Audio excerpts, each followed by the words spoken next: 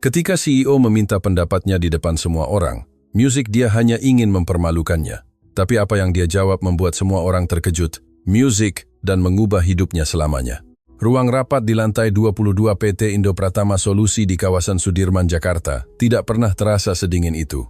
Ayu memegang nampan kopi dengan tangan yang tidak lagi gemetar, karena dia sudah belajar mengendalikan rasa takut itu sejak lama. 3 tahun menyajikan kopi untuk para pria yang bahkan tidak memandangnya di mata telah mengajarkan Ayu untuk menjadi tidak terlihat. Tapi hari itu, ada yang berbeda.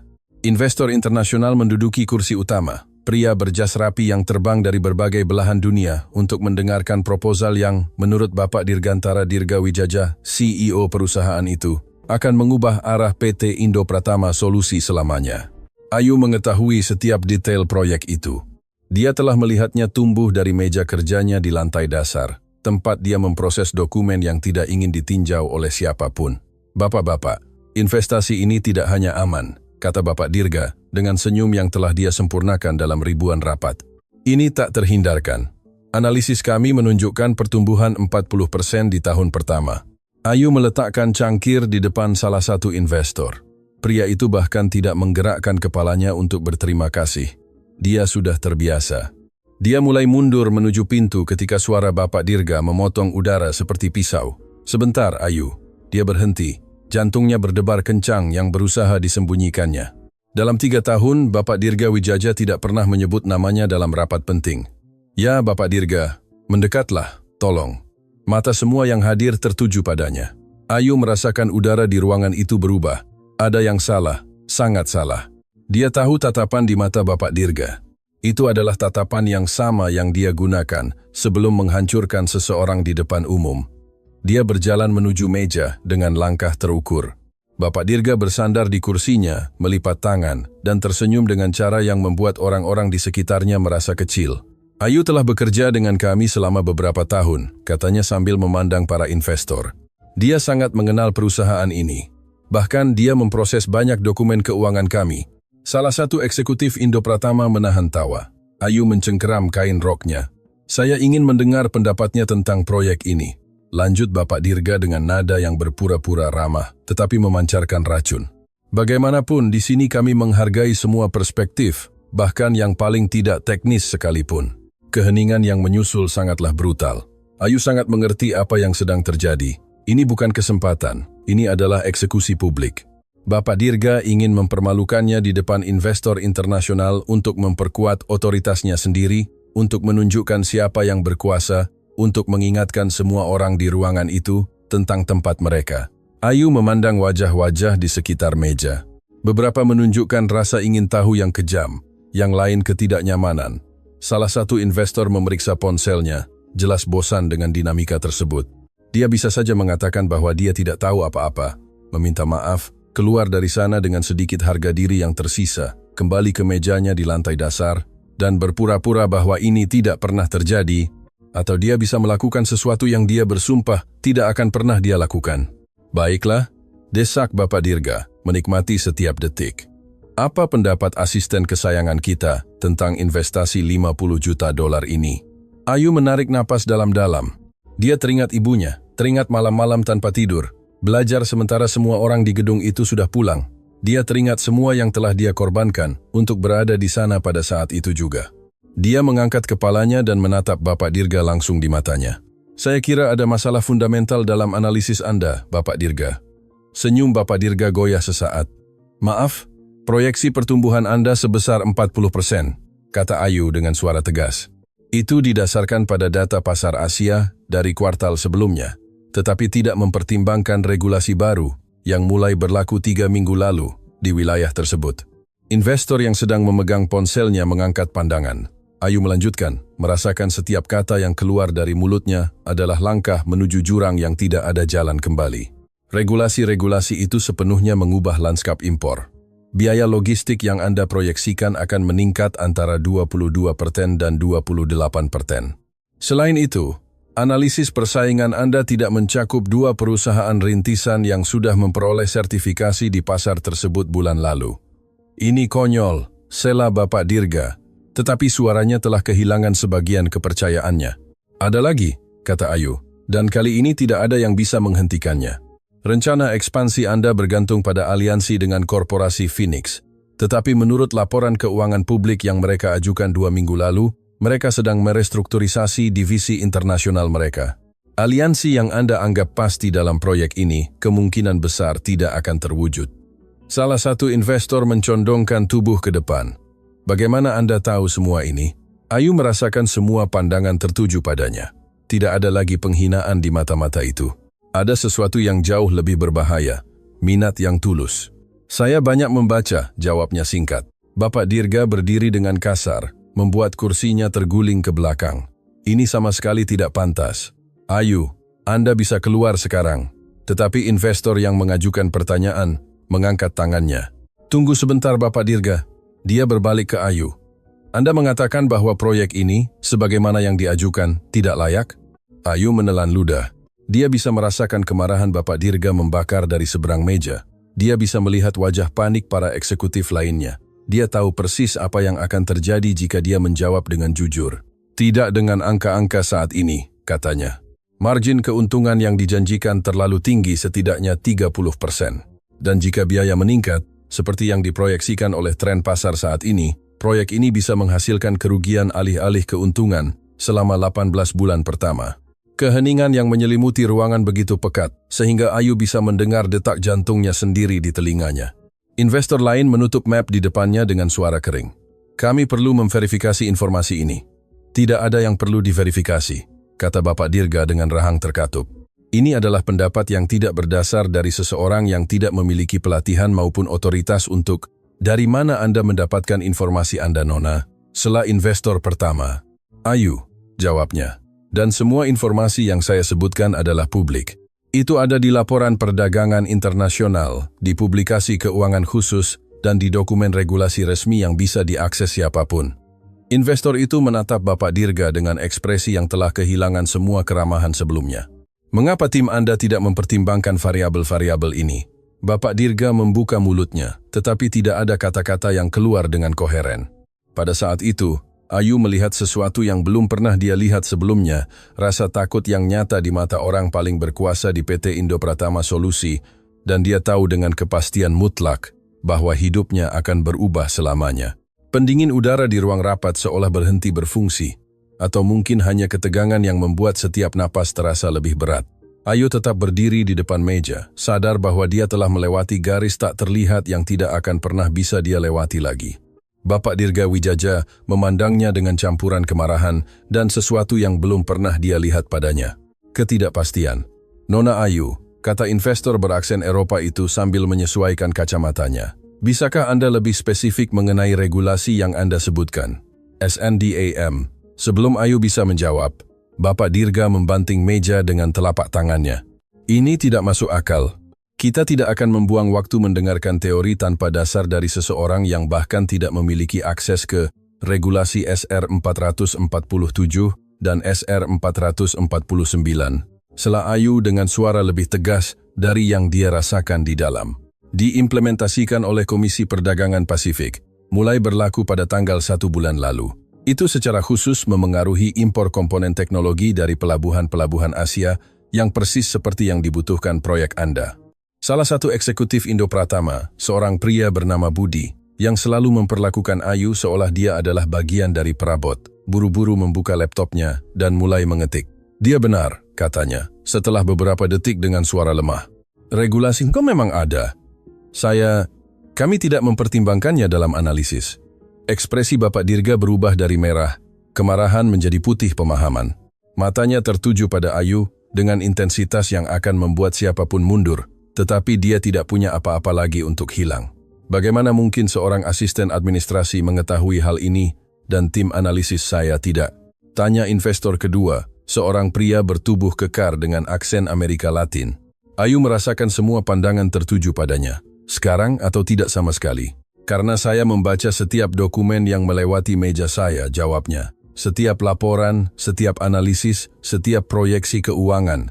Selama 3 tahun saya telah memproses informasi yang kebanyakan orang hanya tanda tangani tanpa membaca.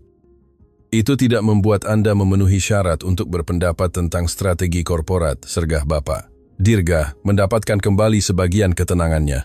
Membaca dokumen tidak sama dengan memahaminya. Anda benar, kata Ayu, dan dia melihat kilasan kemenangan di mata Bapak Dirga. Itulah mengapa saya menyelesaikan gelar master saya dalam administrasi bisnis di Universitas Gajah Mada sambil bekerja di sini. Keheningan yang menyusul sangat absolut. Anda punya MBA? Tanya investor Eropa. Lulus dengan pujian, konfirmasi Ayu. Spesialisasi di pasar internasional dan analisis risiko keuangan. Budi mengeluarkan suara tersengal. Dua eksekutif lainnya saling bertukar pandangan panik murni. Dan mengapa Anda bekerja sebagai asisten administrasi? Tanya investor Amerika Latin, sekarang sepenuhnya fokus padanya. Ayu mencengkeram kain roknya. Inilah bagian yang tidak ingin dia jelaskan, bagian rentan yang telah dia sembunyikan begitu lama. Karena saya butuh pekerjaan segera, katanya dengan suara lebih lembut. Ibu saya membutuhkan dukungan untuk perawatan medis yang tidak bisa kami bayar. Ini adalah satu-satunya posisi yang tersedia saat saya sangat membutuhkannya.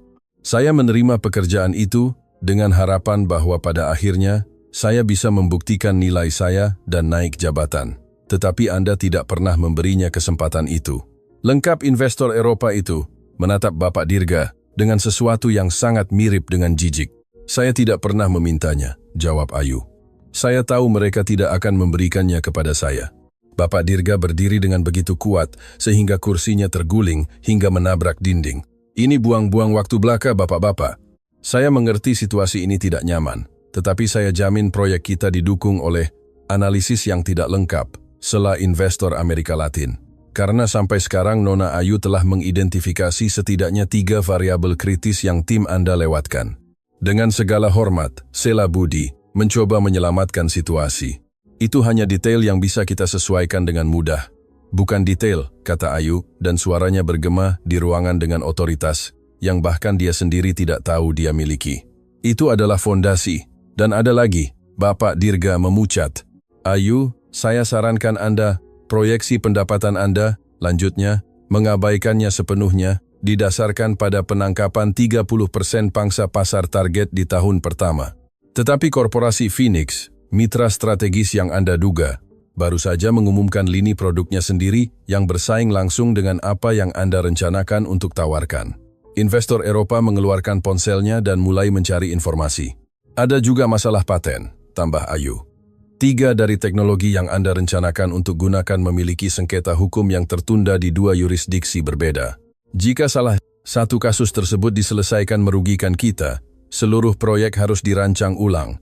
Ini informasi rahasia, kata Bapak Dirga dengan suara gemetar. Ini informasi publik, jawab Ayu. Anda hanya perlu tahu di mana mencarinya. Dan saya tahu.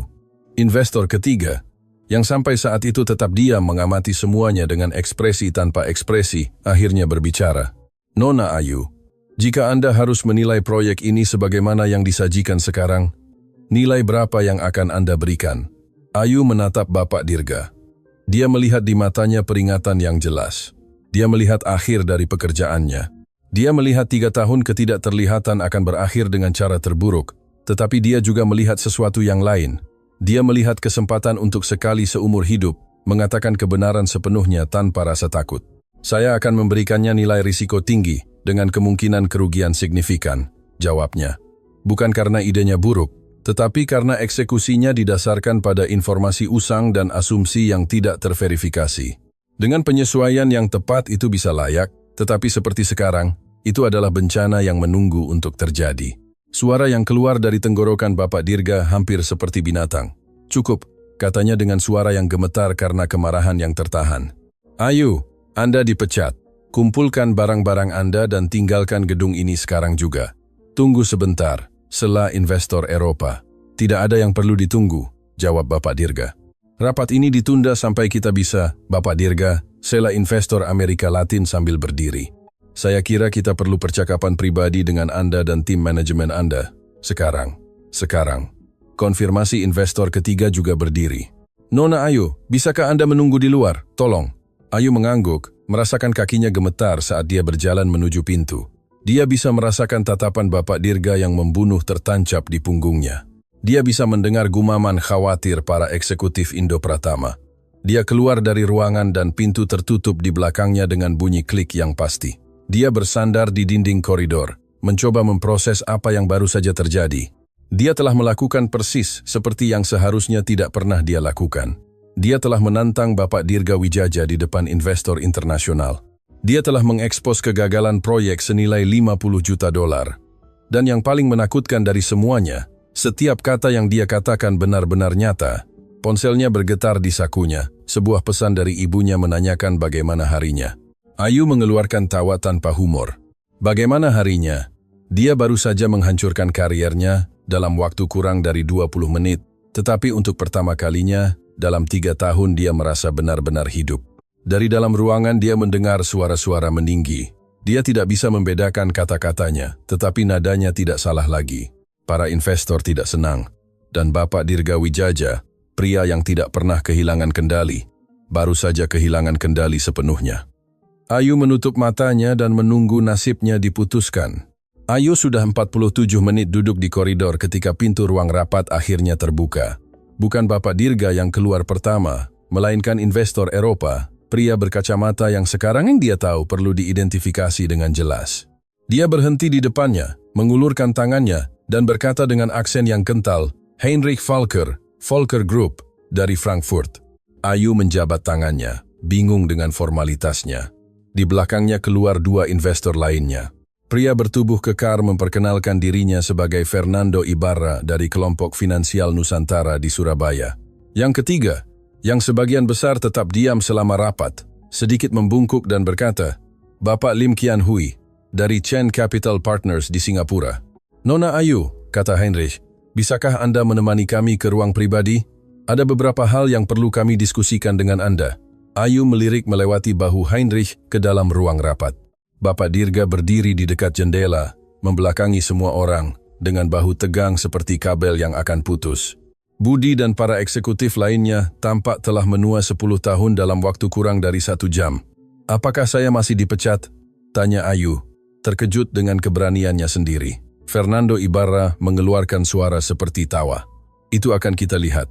Mereka membawanya ke ruang konferensi yang lebih kecil di lantai 19. Ayu duduk di depan ketiga pria yang mewakili investasi 50 juta dolar dan merasakan jantungnya berdebar sangat kencang sehingga dia yakin mereka bisa mendengarnya. Nona Ayu, David Lim Kian Hui memulai, berbicara untuk pertama kalinya dengan suara tenang namun tegas.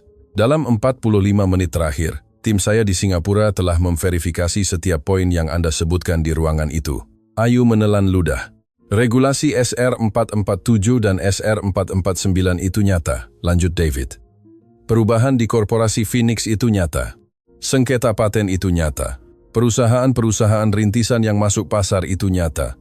Semua yang Anda katakan dapat diverifikasi. Dan yang lebih penting, itu adalah informasi yang seharusnya tim Bapak Dirga sertakan dalam analisis mereka. Bukan niat saya menimbulkan masalah, kata Ayu cepat. Saya hanya Anda menyelamatkan kami dari melakukan kesalahan bernilai jutaan dolar setelah Heinrich. Itu persis apa yang Anda lakukan. Fernando mencondongkan tubuh ke depan, menyandarkan sikunya di atas meja. Kami ingin tahu sesuatu, Ayu, dan kami butuh Anda benar-benar jujur kepada kami. Bagaimana mungkin seseorang dengan tingkat pengetahuan dan persiapan Anda telah bekerja sebagai asisten administrasi selama 3 tahun? Dan disitulah pertanyaan yang telah lama ditakuti Ayu. Pertanyaan yang mengekspos kerentanan terbesarnya. Dia menarik napas dalam-dalam dan memutuskan bahwa jika dia akan kehilangan segalanya, setidaknya itu akan dengan kebenaran sepenuhnya. 4 tahun lalu dia memulai dengan suara yang berusaha tetap tegas. Saya lulus dengan pujian dari program master saya. Saya memiliki tawaran pekerjaan. Saya memiliki masa depan cerah di depan saya. Tetapi beberapa hari sebelum saya menandatangani kontrak pertama saya, ibu saya didiagnosis dengan kondisi medis yang membutuhkan perawatan khusus segera. Dia berhenti, merasakan beban kenangan itu. Asuransi tidak menanggung semuanya. Tabungan keluarga saya tidak cukup. Dan saya adalah satu-satunya yang bisa bekerja karena ayah saya telah meninggal beberapa tahun lalu. Saya butuh uang cepat, bukan janji gaji bagus dalam 6 bulan. Jadi saya menerima pekerjaan pertama yang ditawarkan kepada saya, asisten administrasi di PT Indo Pratama Solusi. Dan Anda tidak pernah mencoba mengubah posisi? Tanya David. Ayu mengeluarkan tawa tanpa humor. Saya mencoba. Selama tahun pertama saya mengajukan lamaran internal 3 kali. Saya bahkan tidak pernah menerima jawaban. Di tahun kedua saya menyadari sesuatu. Di perusahaan seperti ini, begitu Anda diklasifikasikan dengan cara tertentu, itulah Anda selamanya. Saya adalah gadis pembuat kopi. Tidak peduli apa yang saya tahu atau apa yang bisa saya lakukan. Tapi Anda terus belajar. Heinrich mengamati. Saya terus belajar karena saya tidak bisa berhenti, jawab Ayu. Setiap malam, setelah semua orang pulang, saya tetap di meja saya. Saya membaca laporan yang saya proses siang hari. Saya mempelajari tren pasar, saya menganalisis keputusan strategis perusahaan. Saya tidak melakukannya berharap ada yang memperhatikan. Saya melakukannya karena itu satu-satunya cara untuk merasa bahwa saya tidak menyia-nyiakan hidup saya. Fernando bersandar di kursinya, mengamatinya dengan ekspresi yang tidak bisa Ayu pahami. Anda tahu berapa banyak kesalahan yang kami temukan dalam analisis pendahuluan kami, Nona Ayu. Ayu menggelengkan kepalanya. 14, kata Fernando. Tim saya menemukan 14 poin spesifik, di mana data yang disajikan oleh PT Indo Pratama, solusi salah, usang, atau langsung dihilangkan. Dan Anda mengidentifikasi yang paling kritis dalam waktu kurang dari 5 menit. Itu membawa kami pada pertanyaan penting, sela David.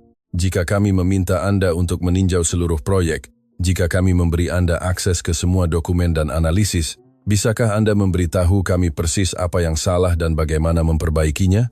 Ayu memandang ketiga pria itu, memproses apa yang mereka sarankan. Apakah Anda menawarkan saya pekerjaan?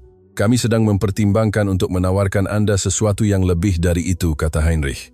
Tapi pertama-tama kami perlu tahu apakah Anda memiliki kemampuan untuk melakukan apa yang kami yakini bisa Anda lakukan. Saya bisa melakukannya, jawab Ayu tanpa ragu. Beri saya seminggu dengan dokumen lengkap, dan saya akan memberikan analisis terperinci tentang setiap masalah dan setiap solusi yang mungkin. Seminggu? Fernando mengangkat alis. Tim Bapak Dirga Wijaja telah bekerja selama 3 bulan untuk ini. Tim Bapak Dirga Wijaja tidak tahu apa yang mereka cari, kata Ayu, merasakan percikan kepercayaan diri yang dia temukan di ruang rapat. Saya tahu. Ketiga investor itu saling bertukar pandang. David mengangguk hampir tak terlihat. Ada lagi yang perlu Anda ketahui, kata Heinrich. Dalam pertemuan yang baru saja kami lakukan dengan Bapak Dirga dan timnya, kami memberitahu mereka bahwa kami menunda investasi sampai audit proyek selesai. Kami juga memberitahu mereka, tambah Fernando, bahwa audit itu akan dilakukan oleh konsultan eksternal pilihan kami, seseorang yang kami percaya untuk memberi kami evaluasi yang jujur dan akurat. Ayu merasakan udara meninggalkan paru-parunya. Saya Anda, konfirmasi David, jika Anda menerimanya, tentu saja. Tapi Bapak Dirga memecat saya. Saya tidak bisa begitu saja kembali, dan Bapak Dirga tidak dalam posisi untuk keberatan, kata Heinrich dengan senyum dingin. Kami menjelaskan kepadanya bahwa dia menerima kondisi ini, atau kami kehilangan semua minat pada PT Indo Pratama Solusi. Ayu berdiri, perlu bergerak, karena pikirannya memproses terlalu banyak informasi terlalu cepat. Apakah Anda mengerti apa yang Anda minta? Katanya sambil berbalik ke arah mereka. Bapak Dirga Wijaja membenci saya sekarang. Dia menyalahkan saya karena mempermalukannya di depan Anda. Jika saya kembali sebagai auditor eksternal, dia akan melakukan segalanya untuk menyabotase pekerjaan saya. Kami mengharapkan itu, kata Fernando, dan kami ingin melihat bagaimana Anda menangani situasi itu. Ini adalah ujian, Ayu mengerti. Semuanya adalah ujian, Nona Ayu, kata David. Pertanyaannya adalah, apakah Anda siap untuk menerimanya? Ayu teringat ibunya yang menunggu di rumah. Dia teringat tagihan medis yang masih harus dia bayar. Dia teringat 3 tahun yang dia habiskan untuk menjadi tidak terlihat, diremehkan, diperlakukan seolah-olah satu-satunya nilainya adalah menyajikan kopi, dan dia teringat ekspresi di wajah Bapak Dirga ketika dia mengekspos kesalahannya di depan semua orang. Kapan saya mulai? Tanyanya. Heinrich tersenyum. Besok pagi, kontrak awal 90 hari sebagai konsultan eksternal. Kami akan membayar Anda 3 kali lipat dari gaji Anda sebagai asisten administrasi. Jika analisis Anda sebaik yang kami yakini, kami akan membicarakan sesuatu yang lebih permanen. Dan jika Bapak Dirga mencoba menghalangi saya melakukan pekerjaan saya, maka Anda akan mendokumentasikan setiap upaya, kata David. Karena informasi itu juga akan sangat berharga bagi kami. Ketiga pria itu berdiri. Heinrich mengulurkan tangannya lagi. Selamat datang di permainan yang sebenarnya, Nona Ayu. Kami harap Anda siap. Ayu menjabat tangannya, merasakan beban dari apa yang baru saja dia terima. Ketika dia keluar dari ruang konferensi 20 menit kemudian, dengan kontrak pendahuluan di tasnya dan kartu akses sementara ke semua file perusahaan, dia berhadapan muka dengan Bapak Dirga Wijaja di koridor. Dia memandangnya dengan mata yang membara karena kemarahan yang tertahan. Ini belum berakhir, katanya dengan suara pelan, cukup pelan sehingga tidak ada orang lain yang bisa mendengar. Aku tidak tahu permainan apa yang kau mainkan, tapi kau akan menyesal telah mempermalukan aku. Ayu menatapnya langsung tanpa berkedip. Saya tidak mempermalukan Anda, Bapak Dirga. Anda mempermalukan diri sendiri dengan mengajukan proyek yang cacat. Saya hanya menunjukkan kebenaran. Kebenaran? Ulang Bapak Dirga dengan tawa pahit. Apakah Anda tahu kebenarannya? Bahwa dalam 3 hari, ketika Anda tidak bisa menyampaikan apa yang Anda janjikan, Anda akan terlihat seperti penipu, dan saya akan memastikan Anda tidak akan pernah bekerja lagi di industri ini. Ayu merasakan hawa dingin menjalari punggungnya, tetapi dia tetap tenang. Sampai jumpa besok, Bapak Dirga. Dia berjalan menuju lift, merasakan tatapan Bapak Dirga menancap di punggungnya seperti pisau. Ketika pintu tertutup, dia akhirnya membiarkan tangannya gemetar. Dia baru saja memenangkan pertempuran, tetapi perang baru saja dimulai, dan Bapak Dirga Wijaja adalah jenis musuh yang tidak pernah memaafkan atau melupakan. Apartemen Ayu berbau sup sayuran. Ketika dia tiba malam itu, ibunya, Ibu Siti, berada di dapur, bergerak dengan energi yang kembali setelah berbulan-bulan perawatan. Melihatnya sehat dan tersenyum seperti itu adalah pengingat harian mengapa Ayu telah menanggung 3 tahun penghinaan. Kamu terlambat, kata Ibu Siti sambil berbalik dengan sendok di tangan. Hari yang sulit di kantor, Ayu meletakkan tasnya di atas meja dan menjatuhkan diri di kursi. Dia bahkan tidak tahu harus mulai dari mana. Bu, hari ini saya dipecat. Ibu Siti menjatuhkan sendok. Suara logam yang jatuh di lantai bergema dalam keheningan yang menyusul. Apa? Dan kemudian saya dipekerjakan sebagai konsultan eksternal dengan gaji 3 kali lipat dari gaji saya sebelumnya. Ibunya berkedip memproses informasi itu. Kamu perlu menjelaskan itu padaku dengan lebih tenang. Selama 1 jam berikutnya, Ayu menceritakan segalanya. Perangkap Bapak Dirga, pertemuan dengan para investor, pengungkapan tentang kegagalan proyek, kontrak, dan akhirnya ancaman di koridor. Ibu Siti mendengarkan dalam diam, dengan tangan terjalin di atas meja. Ketika Ayu selesai, ibunya menarik napas dalam-dalam. Kamu takut? Sangat takut. Aku Ayu. Bagus, kata Ibu Siti sambil menggenggam tangan putrinya. Rasa takut berarti kamu tahu betapa pentingnya ini, tapi jangan biarkan rasa takut melumpuhkanmu. Selama 3 tahun aku melihatmu pulang ke rumah kelelahan, frustrasi, merasa tidak terlihat. Hari ini kamu pulang berbeda. Kamu pulang dengan mengetahui siapa dirimu sebenarnya. Saya tidak tahu apakah saya bisa melakukannya, Bu. Bapak Dirga akan melakukan segalanya untuk menghancurkan saya. Kalau begitu, dokumentasikan semuanya, kata Ibu Siti dengan tegas. Setiap kata, setiap tindakan, setiap upaya sabotase, dan lakukan pekerjaanmu sebaik mungkin sehingga mustahil untuk diabaikan. Ayu mengangguk, merasakan air mata membakar di matanya. Semua ini demi kamu, untuk membayar perawatanmu, untuk memastikan kamu baik-baik saja. Aku tahu, sayangku. Ibu Siti menggenggam tangannya. Dan sekarang kamu bisa melakukan ini untuk dirimu sendiri, bukan karena kewajiban, tetapi karena kamu pantas berada di mana bakatmu membawamu. Malam itu, Ayu hanya tidur 3 jam. Dia menghabiskan sisa waktu meninjau setiap dokumen yang bisa dia simpan dalam ingatannya selama 3 tahun terakhir, mempersiapkan diri untuk apa yang akan datang. Keesokan paginya dia tiba di PT Indo Pratama Solusi pukul 7. Gedung itu hampir kosong saat itu. Kartu akses barunya memungkinkan dia masuk ke area yang sebelumnya terlarang baginya. Ruang arsip digital di lantai 15 menjadi wilayah barunya. Selama beberapa minggu berikutnya, Ayu membenamkan dirinya dalam lautan data. Laporan keuangan, analisis pasar, kontrak dengan pemasok, korespondensi dengan korporasi Phoenix. Setiap dokumen mengungkapkan lapisan masalah baru yang tim Bapak Dirga abaikan, atau lebih buruk lagi, sengaja disembunyikan, tetapi dia tidak sendirian dalam penyelidikannya. Suatu pagi dia menemukan Budi menunggunya di ruang arsip. Eksekutif yang hadir di rapat awal tampak tidak tidur berhari-hari. Saya perlu bicara dengan Anda, katanya sambil menutup pintu di belakangnya. Ayu tetap diam menunggu. Saya tahu, aku Budi dengan suara serak. Tidak semuanya, tapi saya tahu beberapa angka tidak cocok. Bapak Dirga menyuruh saya untuk menyesuaikannya, untuk membuatnya terlihat lebih baik bagi para investor. Saya hanya mengikuti perintah. Mengapa Anda memberitahu saya ini? Karena apa yang Anda lakukan dalam rapat itu adalah hal yang benar, jawab Budi. Dan saya adalah pengecut yang rela berbohong untuk mempertahankan posisi saya. Tapi jika saya akan kehilangan pekerjaan saya bagaimanapun juga, setidaknya saya ingin tahu bahwa saya membantu kebenaran terungkap. Dia mengulurkan hard drive eksternal. Ini dia semuanya.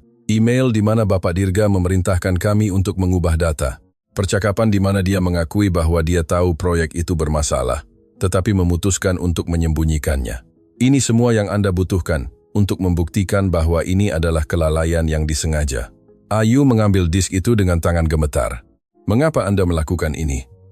Jika Bapak Dirga mengetahui bahwa Anda membantu saya sudah tamat, kata Budi dengan senyum sedih. Tapi Anda masih bisa memperbaiki ini, dan mungkin jika semuanya berjalan baik, beberapa dari kami akan belajar sesuatu dalam prosesnya. Dia keluar dari ruangan sebelum Ayu bisa menjawab. Malam itu dia menghubungkan hard drive ke komputer pribadinya dan mulai membaca. Apa yang dia temukan membuatnya terengah-engah. Itu bukan hanya kesalahan, itu adalah pola manipulasi informasi yang sistematis, yang berlangsung selama berbulan-bulan. Bapak Dirga Widjaja tidak hanya mengajukan proyek yang cacat, dia telah berbohong secara sadar kepada investor yang akan mempercayakan jutaan dolar kepadanya. 3 minggu setelah memulai auditnya, Ayu menerima telepon dari Heinrich Volker. Proyek itu baru saja runtuh, katanya tanpa basa-basi. Persis seperti yang Anda prediksi. Ayu merasakan perutnya bergejolak. Apa yang terjadi? Korporasi Phoenix secara resmi mengumumkan bahwa mereka tidak akan melanjutkan aliansi. Regulasi yang Anda sebutkan sepenuhnya berlaku. Dan biaya melonjak. 2 dari pemasok utama menarik diri karena sengketa paten. Semuanya dalam waktu 72 jam. Berapa kerugian perusahaan? Sejauh ini 12 juta dalam investasi pendahuluan dan kontrak yang sekarang tidak berguna. Dan terus bertambah, Heinrich berhenti. Dewan Direksi PT Indo Pratama Solusi baru saja mengadakan rapat darurat. Mereka ingin Anda hadir dan mereka ingin laporan lengkap Anda. Kapan? Besok, jam 10 pagi. Dan Ayu Bapak Dirga Widjaja akan ada di sana. Bersiaplah untuk yang terburuk. Ruang rapat Dewan Direksi bahkan lebih menakutkan dari yang Ayu ingat. 8 anggota Dewan, 3 investor, dan Bapak Dirga Widjaja dengan tim pengacaranya. Ketika Ayu masuk dengan laptop dan folder dokumen tebalnya, semua mata tertuju padanya. Bapak Dirga memandangnya dengan senyum yang tidak mencapai matanya. Nona Ayu, sapa Ketua Dewan, seorang wanita bernama Ibu Indasari, dengan rambut beruban dan tatapan tajam. Kami memahami bahwa Anda telah menyelesaikan audit proyek Indo Pratama Pasifik Anda. Begitulah, jawab Ayu sambil menghubungkan laptopnya ke proyektor. Sebelum Anda mulai, sela Bapak Dirga, saya ingin menunjukkan bahwa audit ini diminta di bawah tekanan eksternal dan hasilnya harus diambil dengan hati-hati, mengingat kurangnya pengalaman konsultan dalam proyek sebesar ini. Ibu Indah menatapnya dengan dingin. Bapak Dirga, konsultan ini mengidentifikasi masalah kritis yang tim Anda lewatkan. Masalah yang baru saja merugikan perusahaan ini 12 juta. Saya sarankan Anda menyimpan komentar Anda setelah mendengarkan presentasinya. Bapak Dirga mengatupkan rahangnya, tetapi tidak mengatakan apa-apa lagi. Ayu menarik napas dalam-dalam dan memulai. Selama 3 minggu terakhir, saya telah meninjau setiap dokumen yang terkait dengan proyek Indo Pratama Pasifik. Apa yang saya temukan bukan hanya kesalahan perhitungan atau informasi usang. Saya menemukan pola manipulasi data yang disengaja, yang bertujuan untuk menyajikan proyek yang tidak layak sebagai peluang investasi yang aman. Dia memproyeksikan dokumen pertama di layar. Itu adalah email dari Bapak Dirga kepada timnya. Email ini, bertanggal 6 bulan lalu, menunjukkan Bapak Dirga memerintahkan timnya untuk menyesuaikan proyeksi pertumbuhan agar lebih menarik. Dalam kata-katanya sendiri, investor tidak perlu tahu semua detailnya, mereka perlu melihat angka yang membuat mereka bersemangat. Keheningan di ruangan itu mutlak. Ayu melanjutkan, dokumen demi dokumen, email demi email, mengungkapkan besarnya penipuan itu.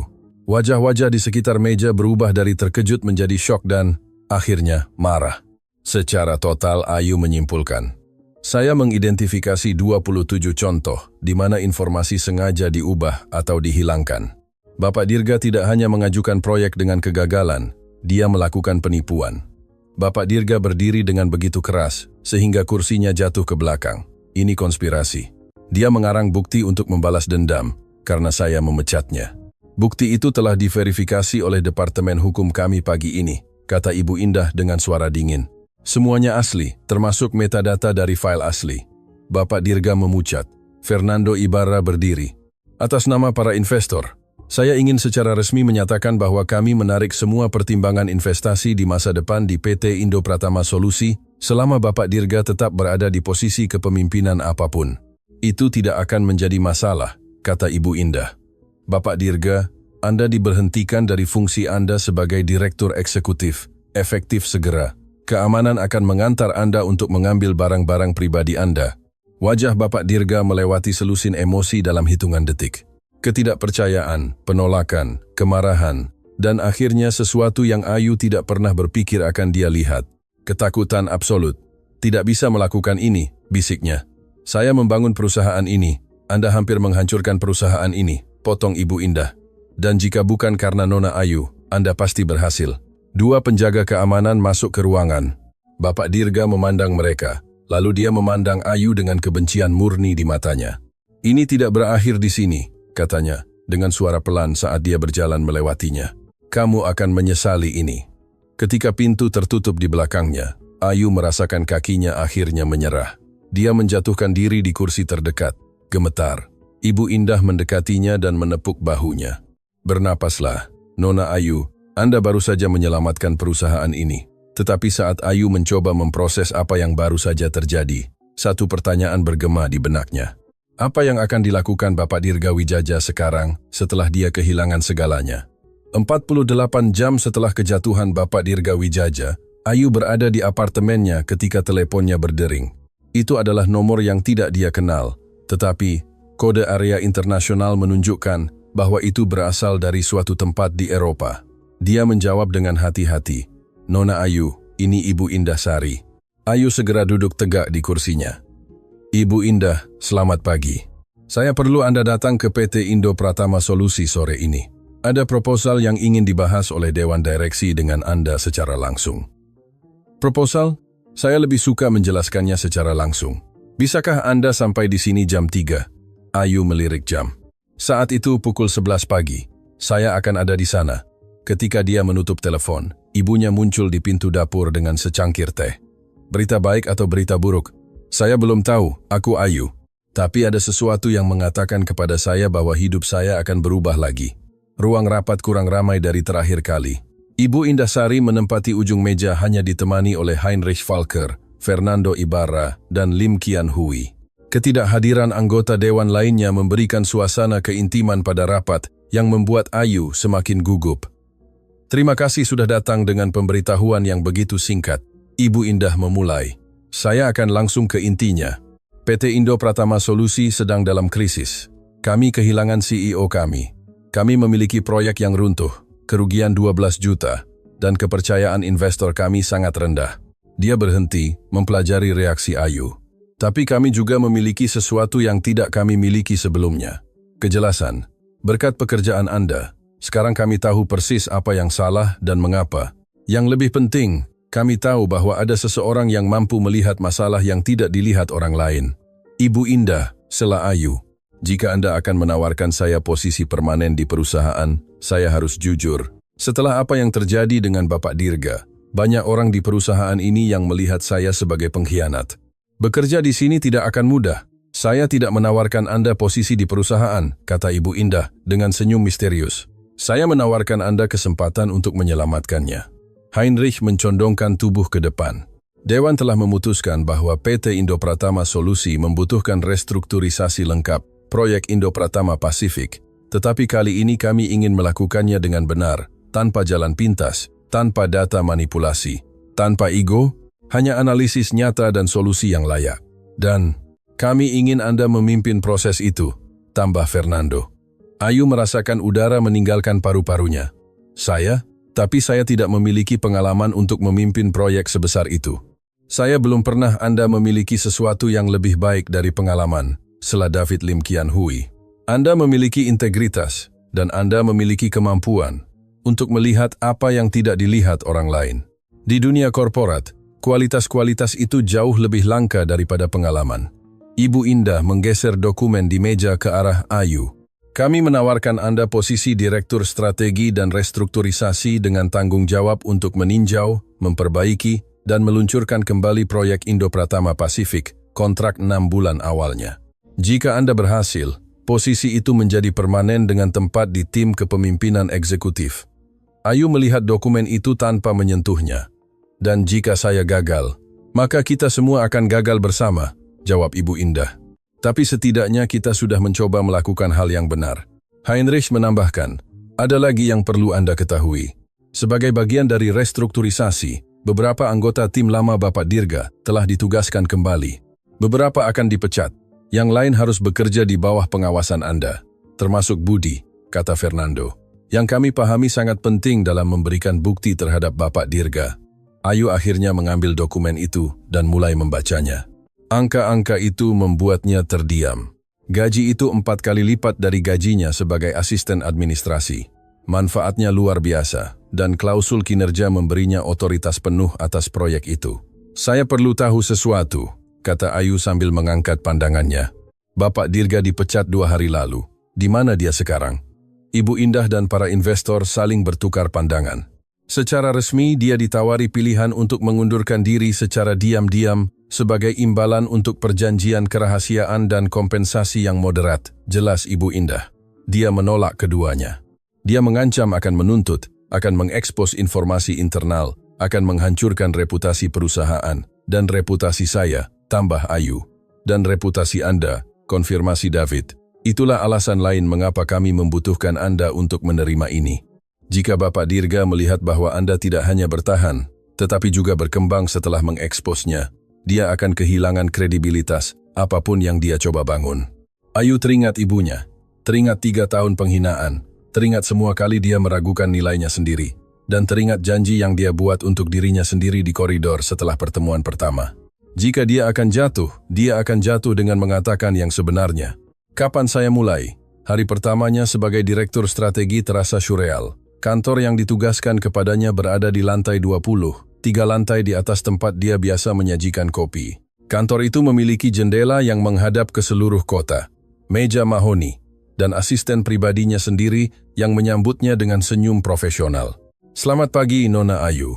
Saya Rina. Jika Anda membutuhkan sesuatu apapun, Anda hanya perlu memintanya. Ayu harus menggigit bibirnya agar tidak tertawa melihat ironi itu. Sebulan yang lalu, dialah yang menawarkan layanan itu kepada orang lain, tetapi kenyataan posisinya yang baru menghantamnya ketika dia tiba di rapat tim pertamanya. 12 orang menunggunya di ruang konferensi. Beberapa memandangnya dengan rasa ingin tahu, yang lain dengan rasa benci yang nyaris tidak disembunyikan. Dan seorang pria yang lebih tua bernama Bapak Bayu Prakoso, yang telah bekerja dengan Bapak Dirga selama 15 tahun, memandangnya dengan permusuhan terbuka. Selamat pagi semuanya. Ayu memulai, mencoba memproyeksikan kepercayaan diri yang belum sepenuhnya dia rasakan. Saya tahu ini adalah situasi yang tidak nyaman bagi banyak orang. Sebulan yang lalu saya adalah asisten administrasi. Hari ini saya adalah supervisor langsung Anda. Saya mengerti jika Anda memiliki keraguan tentang kemampuan saya. Bapak Bayu mendengus keras. Dengan segala hormat, katanya. Meskipun nadanya tidak memiliki rasa hormat sedikit pun.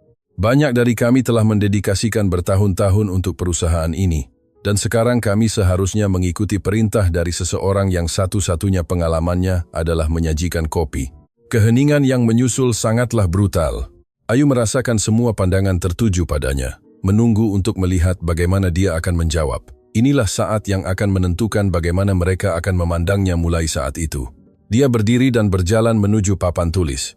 Dia mengambil spidol dan menulis 3 angka. 27, katanya. Itu adalah jumlah contoh manipulasi data yang saya identifikasi dalam proyek yang Anda bantu buat. 14. Jumlah kesalahan kritis yang ditemukan investor dalam analisis Anda. 12 juta. Apa yang ketidakkompetenan itu rugikan perusahaan ini. Dia berbalik ke Bapak Bayu. Jadi Anda benar, Bapak Bayu. Satu-satunya pengalaman saya adalah menyajikan kopi. Tapi saat saya menyajikan kopi itu, saya belajar melakukan pekerjaan saya lebih baik daripada orang-orang yang seharusnya tahu apa yang mereka lakukan. Dan sekarang, saya di sini untuk memperbaiki kekacauan yang Anda ciptakan. Jika Anda punya masalah dengan itu, pintu terbuka. Tapi jika Anda memutuskan untuk tinggal, Anda akan bekerja di bawah standar saya. Mengerti? Bapak Bayu tidak menjawab, tetapi juga tidak berdiri. Ayu melanjutkan rapat, menguraikan rencana aksinya. Peninjauan lengkap semua data, analisis pasar baru, kontak langsung dengan pemasok terverifikasi, dan yang lebih penting, transparansi total dengan para investor di setiap langkah. Ketika dia selesai, Budi tetap tinggal sementara yang lain keluar. Itu mengesankan, katanya. Tapi Bapak Bayu tidak akan membiarkannya. Dia adalah orang kedua Bapak Dirga selama bertahun-tahun.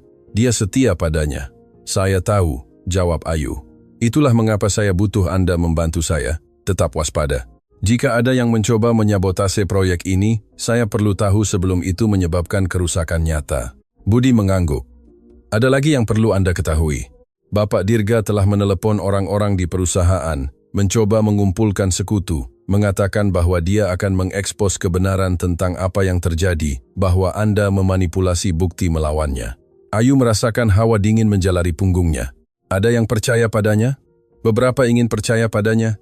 Aku Budi, karena lebih mudah berpikir bahwa Andalah penjahat daripada menerima bahwa mereka bekerja untuk seseorang yang korup selama bertahun-tahun.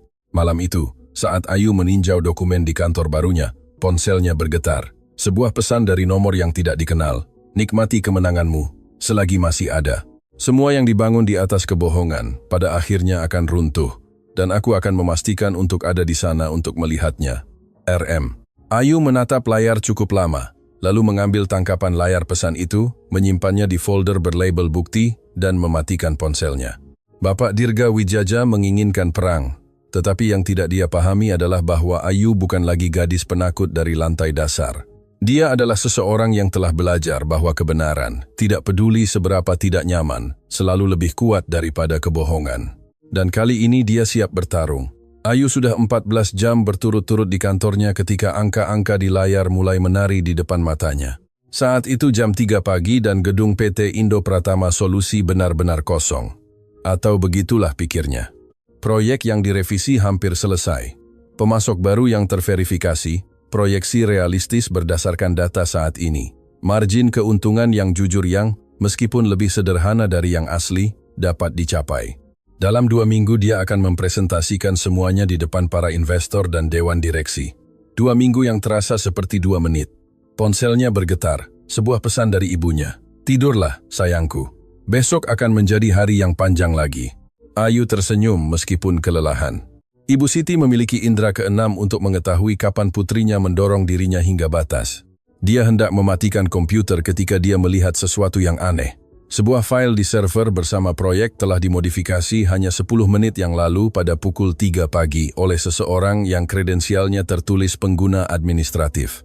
Jantung Ayu mulai berdetak lebih cepat. Dia membuka file itu. Itu adalah salah satu analisis pasar yang paling kritis, yang mendukung proyeksi utama proyek. Dan seseorang telah mengubah angka-angka itu. Bukan perubahan yang jelas, itu halus. Sebuah persentase di sana, sebuah angka di sini. Jenis perubahan yang akan luput dari perhatian dalam tinjauan cepat, tetapi akan membuat seluruh analisis runtuh di bawah pemeriksaan terperinci. Itu persis jenis sabotase yang akan membuatnya terlihat tidak kompeten di depan para investor. Dengan tangan gemetar dia memeriksa riwayat perubahan. Pengguna administratif telah melakukan modifikasi serupa pada 4 file lain selama 3 hari terakhir. Selalu larut malam, selalu perubahan kecil tapi merusak. Ayu berdiri, merasakan adrenalin menggantikan kelelahan. Dia harus melaporkan ini segera, tetapi pertama-tama dia membutuhkan bukti kuat. Dia mulai mengambil tangkapan layar setiap modifikasi, mendokumentasikan setiap perubahan dengan cermat. Dia begitu fokus sehingga dia tidak mendengar langkah kaki mendekat di koridor. Bekerja sampai larut malam, ya? Ayu berbalik dengan cepat. Bapak Bayu Prakoso berada di pintu kantornya dengan secangkir kopi di tangan dan ekspresi yang tidak bisa dia pahami. Bapak Bayu, saya tidak tahu ada orang lain di gedung ini. Saya juga tidak, jawab Bapak Bayu, masuk tanpa diundang. Meskipun saya seharusnya sudah menduganya, Anda selalu menjadi yang terakhir pergi, bahkan ketika Anda masih asisten. Ada sesuatu dalam nadanya yang membuat Ayu waspada. Anda butuh sesuatu? Bapak Bayu menyesap kopi sambil melihat layar komputernya. Menarik, file-file itu.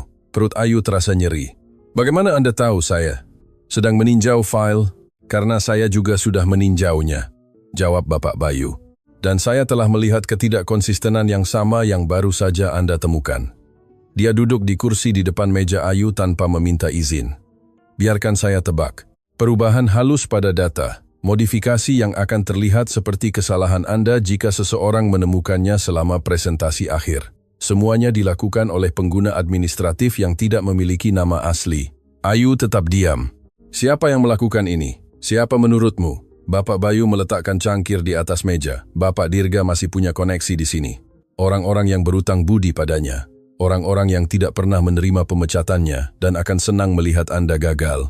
Anda, Bapak Bayu, mengeluarkan tawa pahit. Saya dulu orang bodoh yang sombong yang memperlakukan Anda dengan buruk di pertemuan pertama itu karena ego saya terluka. Tapi saya bukan penyabot, dan saya jelas bukan penjahat. Dia mencondongkan tubuh ke depan. Bapak Dirga menelepon saya seminggu yang lalu. Dia menawarkan uang agar saya membuat beberapa kesalahan dalam data yang saya siapkan. Dia bilang, jika saya membuat Anda terlihat buruk, dia akan kembali dan saya akan dihargai. Dan Anda menerima? Saya menutup telepon, jawab Bapak Bayu. Dan kemudian, saya terjaga sepanjang malam bertanya-tanya, kapan saya menjadi jenis orang yang bahkan akan mempertimbangkan tawaran itu. Jawabannya adalah secara bertahap. Bekerja untuk seseorang seperti Bapak Dirga selama 15 tahun, Anda belajar memotong kompromi, mengabaikan tanda bahaya, memprioritaskan kesetiaan di atas integritas. Dia berdiri dan berjalan menuju jendela. Tapi ketika saya melihat apa yang Anda lakukan di pertemuan itu, ketika Anda mengekspos semua kebohongan kami di depan semua orang, saya merasakan sesuatu yang belum saya rasakan selama bertahun-tahun. Rasa malu yang nyata atas apa yang telah saya bantu ciptakan. Mengapa Anda memberitahu saya ini? Karena orang lain menerima tawaran Bapak Dirga, kata Bapak Bayu sambil berbalik ke arahnya. Seseorang di tim TI yang memiliki akses ke semua file dan telah menyabotase pekerjaan Anda secara sistematis. Ayu merasakan lantai bergerak di bawah kakinya. Siapa? Saya tidak tahu pasti, tapi saya punya kecurigaan dan saya punya sesuatu yang lebih baik, cara untuk menjebaknya. 2 hari kemudian, Ayu dan Bapak Bayu melaksanakan rencana mereka. Mereka membuat file umpan dengan data fiktif, tetapi yang terlihat kritis untuk proyek itu. Mereka melabelinya sebagai analisis akhir rahasia dan meninggalkannya di server bersama. Kemudian mereka menunggu. Pukul 2 pagi keesokan harinya, file itu dimodifikasi. Bapak Bayu, yang telah memantau sistem dari rumahnya, melacak alamat IP. 20 menit kemudian, mereka berada di depan pintu apartemen seorang teknisi TI bernama Dani Kusuma. Ayu menekan bel. Dani membuka pintu dengan piyama dan wajah pucat ketika dia melihat mereka. Nona Ayu, kami punya catatannya, Dani, kata Ayu dengan suara tegas tetapi tidak kejam. Kami tahu itu Anda, kami tahu Bapak Dirga membayar Anda, dan kami tahu persis file mana yang Anda modifikasi. Dani runtuh. Dia benar-benar jatuh bersandar pada kusen pintu. Saya butuh uang, bisiknya. Istri saya hamil.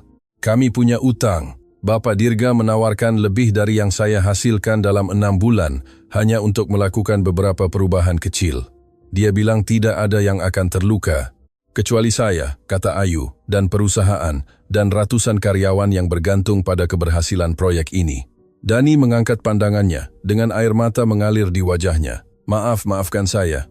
Saya akan mengembalikan uangnya. Saya akan mengakui semuanya. Hanya tolong jangan biarkan saya kehilangan pekerjaan saya. Keluarga saya membutuhkan saya. Ayu merasakan beban keputusan itu di pundaknya. Dia bisa menghancurkan pria ini. Dia punya hak. Dia punya bukti. Satu panggilan ke keamanan dan Dani akan berada di jalan sebelum fajar. Dia teringat Bapak Dirga. Bagaimana kekuasaan telah merusaknya. Bagaimana dia menggunakan posisinya untuk mempermalukan orang lain. Besok pagi, katanya, Anda akan menemui Ibu Indahsari dan menceritakan semuanya, setiap detail, setiap file yang Anda modifikasi, setiap percakapan dengan Bapak Dirga, dan Anda akan memberinya akses penuh ke komunikasi Anda dengannya. Dan setelah itu dia yang akan memutuskan masa depan Anda, bukan saya, karena saya tidak akan menjadi seperti Bapak Dirga. Saya tidak akan menggunakan kekuasaan saya untuk menghancurkan kehidupan, tetapi saya juga tidak akan membiarkan siapapun menyabotase apa yang sedang kita bangun. Keesokan paginya, Dani memenuhi janjinya. Pengakuannya memberi Ayu tidak hanya bukti untuk membersihkan pekerjaannya, tetapi juga bukti konkret bahwa Bapak Dirga telah mencoba melakukan penipuan lagi. Ibu Indah segera menghubungi pengacara perusahaan. Bapak Dirgawijaya akan menghadapi konsekuensi hukum nyata kali ini. Tetapi kemenangan itu bukanlah yang memenuhi pikiran Ayu saat dia meninjau file yang dipulihkan di kantornya. Itu adalah sesuatu yang dikatakan Dani selama pengakuannya. Saya butuh uang. Keluarga saya membutuhkan saya. Dia mengerti itu terlalu baik. Ponselnya berdering. Itu ibunya. Ayu, saya perlu bicara denganmu tentang sesuatu. Nada suara Ibu Siti membuat jantung Ayu berhenti. Ada apa, Bu? Apakah ibu baik-baik saja? Saya baik-baik saja, sayangku. Tapi saya menerima hasil tes terakhir saya. Dokter ingin melakukan prosedur tambahan. Ini tidak mendesak, tapi mahal, sangat mahal. Ayu menutup matanya, merasakan beban dunia yang akrab di pundaknya. Berapa? Ketika ibunya menyebutkan angkanya, Ayu melakukan perhitungan cepat. Gajinya yang baru bagus, tapi tidak terlalu bagus. Belum. Dia akan membutuhkan berbulan-bulan untuk menabung jumlah itu. Berbulan-bulan yang mungkin tidak mereka miliki. Jangan khawatir, Bu, katanya. Berjuang untuk menjaga suaranya tetap tegas. Kita akan menyelesaikannya, kita selalu berhasil. Ketika dia menutup telepon, Ayu membiarkan dirinya merasakan kepanikan selama 30 detik. 30 detik di mana dia merasakan semua ketakutan, semua tekanan, semua keraguan. Apakah dia benar-benar bisa melakukan ini? Lalu dia menarik napas dalam-dalam. Menyeka air mata yang tidak dia sadari telah menetes, dan kembali bekerja. Karena dalam 2 minggu dia akan mempresentasikan proyek terpenting dalam hidupnya. Dan jika dia berhasil, dia tidak hanya akan menyelamatkan perusahaan, dia akan menyelamatkan dirinya sendiri dan ibunya. Tapi pertama-tama dia harus selamat dari konfrontasi terakhir. Sore itu dia menerima pesan dari nomor yang tidak dikenal. Aku tahu apa yang kau lakukan. Aku tahu kau menemukan Dani.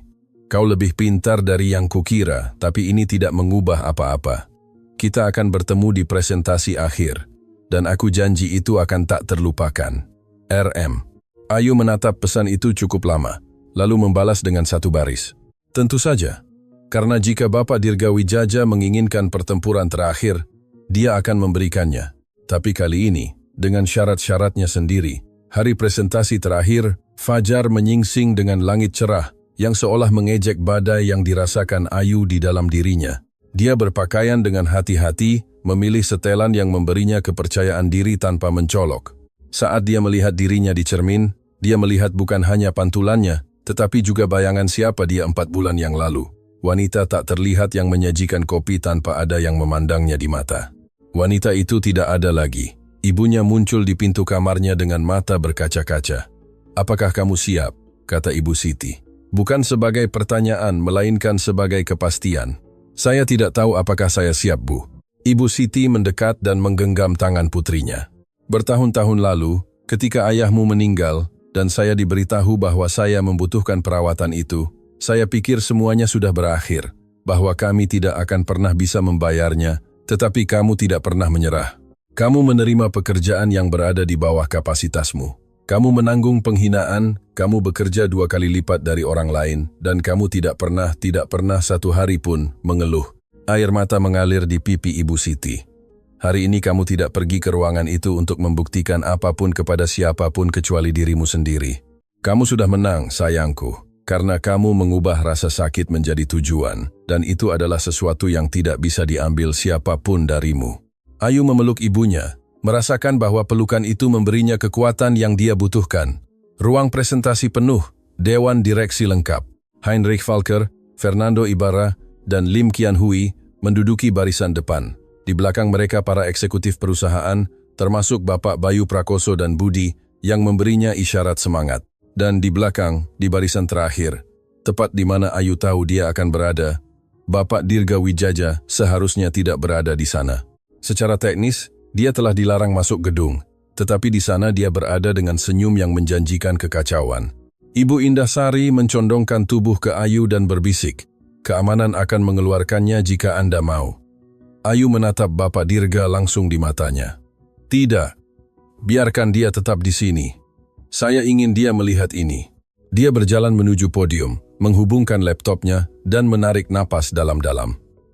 4 bulan kerja, ratusan jam analisis, semuanya mengarah ke momen ini. Selamat pagi semuanya. Dia memulai. Beberapa bulan yang lalu, perusahaan ini hampir kehilangan $50 juta, dalam sebuah proyek yang didasarkan pada informasi yang salah, data yang dimanipulasi, dan, sejujurnya, pada kebohongan yang disengaja. Terdengar gumaman tidak nyaman.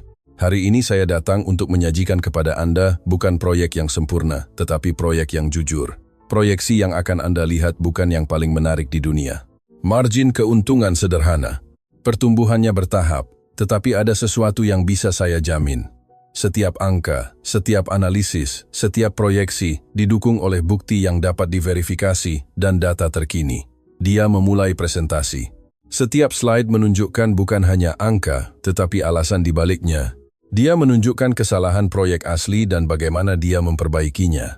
Dia menjelaskan aliansi baru dengan pemasok terverifikasi. Dia merinci risiko nyata dan strategi mitigasi. 40 menit kemudian, ruangan itu sunyi senyap. Heinrich yang pertama berbicara. Ini persis yang perlu kami lihat. Transparansi nyata. Ada pertanyaan dari Dewan? Saat itulah Bapak Dirga berdiri. Saya punya pertanyaan. Semua mata beralih padanya. Ibu Indah mulai memberi isyarat kepada keamanan, tetapi Ayu mengangkat tangan menghentikannya. Silakan, Bapak Dirga. Bapak Dirga berjalan di lorong tengah dengan kepercayaan diri yang dulu selalu mengintimidasi semua orang di ruangan itu. Anda bilang proyek ini jujur, bahwa angka-angka itu nyata. Tapi bukankah benar bahwa baru seminggu yang lalu ada upaya sabotase terhadap data-data ini dan salah satu karyawan Anda sendiri mengakui telah memodifikasi file? Udara menjadi tegang. Ayu melihat wajah-wajah cemas di Dewan. Benar, jawab Ayu dengan tenang. Ada upaya sabotase. Seorang karyawan dimanipulasi untuk mengubah data kritis. Dimanipulasi? Bapak Dirga tersenyum. Atau dia hanya menemukan kesalahan dalam pekerjaan Anda? Dimanipulasi oleh Anda, Bapak Dirga, kata Ayu, suaranya bergema di ruangan itu. Karyawan itu mengakui semuanya, termasuk percakapan di mana Anda membayarnya untuk menyabotase pekerjaan saya. Percakapan yang sekarang ada di tangan pengacara kami, dan jika perlu, akan ada di tangan pihak berwenang. Senyum Bapak Dirga goyah. Itu tuduhan tanpa dasar. Ayu memproyeksikan slide baru. Tangkapan layar pesan, transfer bank, catatan panggilan, tanpa dasar. Ini buktinya lengkap. Anda mencoba menghancurkan proyek ini karena Anda tidak tahan seseorang yang Anda anggap inferior berhasil di tempat Anda gagal. Bapak Dirga memucat, tetapi mencoba serangan terakhir. Dan bagaimana dengan pengalaman Anda yang sebenarnya? 6 bulan yang lalu Anda adalah seorang asisten. Apakah Anda benar-benar berpikir Anda memenuhi syarat untuk memimpin sesuatu sebesar ini? Ayu turun dari podium dan berjalan ke arahnya, bukan dengan agresi, tetapi dengan martabat mutlak. Anda benar dalam satu hal, Bapak Dirga. 6 bulan lalu saya menyajikan kopi, tetapi saat saya menyajikan kopi itu saya belajar. Sementara Anda saling memberi selamat atas presentasi yang penuh angka-angka yang dilebih-lebihkan, saya belajar melihat kebenaran di balik data. Dan sementara Anda membangun karier Anda di atas intimidasi dan penipuan, saya membangun karier saya di atas kerja keras yang jujur. Dia berbalik ke Dewan. Saya bukan eksekutif paling berpengalaman di ruangan ini, tetapi saya adalah orang yang bersedia mengatakan yang sebenarnya ketika semua orang lain nyaman dengan kebohongan. Dan jika itu tidak memenuhi syarat saya, maka mungkin industri ini perlu mempertimbangkan kembali apa yang sebenarnya dihargai. Fernando Ibarra berdiri dan mulai bertepuk tangan. Kemudian Heinrich, lalu David. Satu persatu, seluruh ruangan berdiri dalam sorakan yang membuat air mata membakar di mata Ayu. Semua, kecuali Bapak Dirga, yang tetap tidak bergerak, melihat bagaimana semua yang dia coba hancurkan mekar di depannya. Ibu Indah mendekatinya. Bapak Dirga, keamanan akan mengantar Anda keluar, dan pengacara kami akan menghubungi pengacara Anda. Saat dia diantar keluar, Bapak Dirga berhenti di samping Ayu. Apakah Anda puas? Tanyanya dengan suara pelan. Menghancurkan karier saya membuat Anda merasa kuat. Ayu memandangnya tanpa kebencian, tanpa rasa menang, hanya dengan kesedihan yang mendalam. Saya tidak menghancurkan Anda, Bapak Dirga. Anda menghancurkan diri sendiri pada hari Anda memutuskan bahwa kesuksesan lebih penting daripada integritas. Saya harap suatu hari Anda memahami perbedaannya. Untuk pertama kalinya, Ayu melihat sesuatu di mata Bapak Dirga yang belum pernah dia lihat sebelumnya. Pemahaman, kilasan dari orang yang mungkin bisa dia menjadi jika dia telah mengambil keputusan yang berbeda. Saya juga berharap begitu, bisiknya sebelum keamanan mengantarnya keluar dari gedung. 2 jam kemudian, Ayu menandatangani kontrak yang secara resmi menjadikannya Direktur Strategi PT Indo Pratama Solusi secara permanen. Gaji itu cukup tidak hanya untuk menutupi prosedur ibunya, tetapi juga untuk menjamin masa depannya. Budi masuk ke kantornya dengan senyum. Dewan baru saja menyetujui promosi saya. Saya akan menjadi orang kedua Anda dalam proyek ini. Anda mendapatkannya, kata Ayu. Kejujuranmu menyelamatkan semua ini. Teladanmu menunjukkan kepadaku bahwa mungkin untuk menjadi jujur, jawab Budi. Setelah bertahun-tahun mengikuti perintah tanpa mempertanyakannya, saya lupa bahwa saya bisa memilih untuk melakukan hal yang benar. Malam itu, Ayu pulang ke rumah dan menemukan ibunya menunggunya dengan air mata di mata. Rumah sakit menelepon. Mereka bilang prosedur itu sudah dijadwalkan. Mereka bilang semuanya sudah dibayar. Ibu dan anak itu berpelukan, menangis air mata yang telah menunggu untuk ditumpahkan selama bertahun-tahun. Kamu berhasil, sayangku, bisik Ibu Siti. Kamu berhasil. Kita berhasil, Bu. Bersama, seperti biasa. 6 bulan kemudian, proyek Indo Pratama Pasifik berhasil diluncurkan. Proyeksi sederhana Ayu terpenuhi persis seperti yang dia prediksikan. Perusahaan memulihkan reputasinya. Investor kembali percaya. Dan Ayu, wanita yang dulunya tidak terlihat, menjadi salah satu eksekutif yang paling dihormati di industri. Tetapi yang paling dia hargai bukanlah gelar atau gaji. Itu adalah momen setiap pagi ketika dia melihat dirinya di cermin dan mengenali wanita yang dia lihat. Seseorang yang tidak pernah mengorbankan integritasnya demi kenyamanan. Seseorang yang telah mengubah penghinaan menjadi martabat. Seseorang yang telah menunjukkan bahwa kekuatan sejati tidak datang dari membuat orang lain merasa kecil, tetapi dari mengangkat mereka yang telah diremehkan. Di mejanya dia menyimpan foto hari itu di ruang rapat, ketika Bapak Dirga mencoba mempermalukannya. Dia menyimpannya bukan sebagai pengingat kemenangannya, tetapi sebagai pengingat sesuatu yang lebih penting. Rasa hormat tidak pernah dituntut, itu didapatkan dengan tindakan, bukan dengan kata-kata. Dan kebesaran sejati tidak terletak pada mencapai puncak, melainkan pada mengingat siapa Anda ketika Anda berada di bawah dan tidak pernah menjadi apa yang pernah menyakiti Anda. Karena pada akhirnya, kesuksesan terbesar bukanlah mengalahkan musuh Anda, melainkan tetap setia pada diri sendiri saat Anda melakukannya.